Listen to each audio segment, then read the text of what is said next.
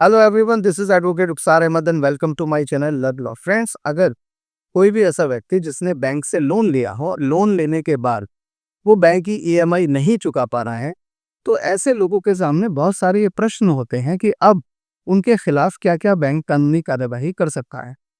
अक्सर ये देखा गया है कि बैंक रिकवरी एजेंट्स जो कि पैसे को रिकवर करने के लिए as a third party agent काम करते हैं, ये बैंक रिकवरी एजेंट्स बोरोवर को बहुत ज़्यादा परेशान करते हैं।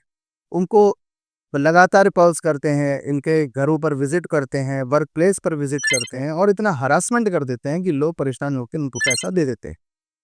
लेकिन क्या एक बैंक के पास अनलिमिटेड राइट्स हैं एक बोरोवर से पैसा रिकवर करने के? ये एक सवाल है।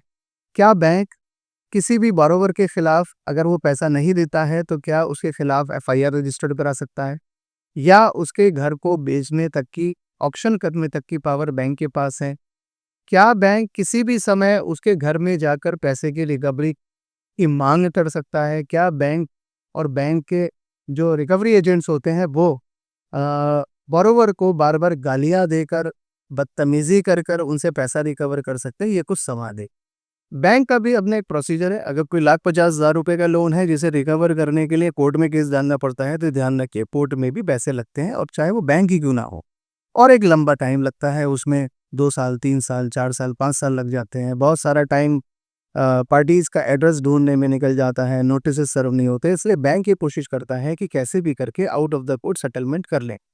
आपको पहले तो थर्ड पार्टी रिकवरी एजेंट्स के थ्रू पार्टीज़ के ऊपर, बोरोवर के ऊपर प्रेशर बनाते हैं, गाली-गलौज, बदतमीज़ी करते हैं और इस तरह से अपनी लिमिटेशंस से बाहर जाकर भी वो पैसे को रिकवर करते हैं। और एक आम इंसान जिसने लिए ही ₹50,000 हैं, आप सोचिए कि क्या वो पुलिस के पास जाके कंप्लेंट करेगा बैंक के खिलाफ?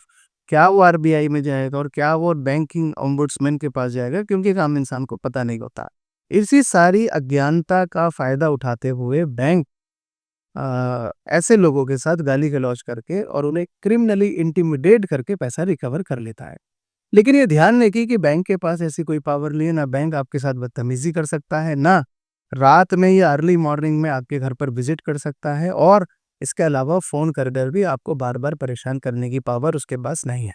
एक और सवाल ये होता है कि क्या बैंक एफआईआर रजिस्टर्ड करा सकता है? तो बिल्कुल नहीं करा सकता है। देखिए, कोई भी रिकवरी की जो प्रोसेस होती है वो एक सिविल प्रोसेस होती है, और अगर चेक आपने दिए हैं अपने लोन के एवज में, तो वो भी चेक अंडर सेक्शन 138 होता है नेगोशिएबल इंस्ट्रूमेंट एक्ट के, जिसमें एफआईआर का प्रोविजन नहीं होता। तो बहुत सारे बैंक रिकवरी एजेंट्स ये धमकी देते हैं कि हम तुम्हारे खिलाफ एफआईआर रजिस्टर्ड करा देंगे, तो ऐसी धमकियों से डरने की जरूरत नहीं है। एक और सवाल ये आता है कि क्या बैंक आपकी प्रॉपर्टी को सेल कर सकता है? तो देखिए, प्रॉपर्टी को सेल करने का जो स्टेज है वो बहुत बाद की है।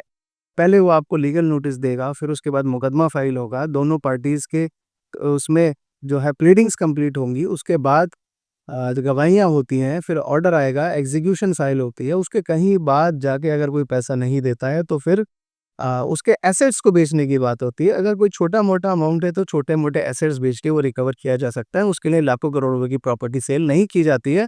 और मैंने अपने पूरे करियर में नहीं देखा कि किसी ₹50,000 के लोन के लिए बैंक कभी भी ऑक्शनिंग तक पहुंचा हो। तो फ्रेंड्स, ये कुछ ऐसी बेसिक चीज़ें हैं जो एक आम बरोबर नहीं जानता, और डर के मारे वो ऐसे गलत कदम उठा लेता है जिससे उन्हें और ज़्यादा नुकसान होता है। जैसे ₹1,00,000 के लोन लेने के लिए उसने 1.5 लाख का एक और लोन ले लिया, फिर 1.5 लाख के लोन को चुकाने के लिए 2 लाख का लोन ले लिया, तो इस तरह से वो एक परेशानी से निकल के बड़ी परेशानी में कूद जाता है। तो फ्रेंड, जो भी चीज़ें मैंने आज इस टॉपिक में आपके साथ डिस्कस की हैं, वो आपके लिए बहुत सारी यूज़फुल हैं। इसके बावजूद भी कोई ऐसा क्वेश्चन है जो आप मुझसे पूछना चाहते हैं, आप मुझे इनबॉक्स में लिखिए, जिसका मैं आपको टाइमली रिप्लाई करने की कोशिश करूँगा। लास्ट में मेरी आपसे रिक्वेस्ट है कि अगर आपको मेरी वीडियो अच्छी लगी हो, प्लीज़ इसे लाइक, शेयर एंड सब्सक्राइब करें। Thank you.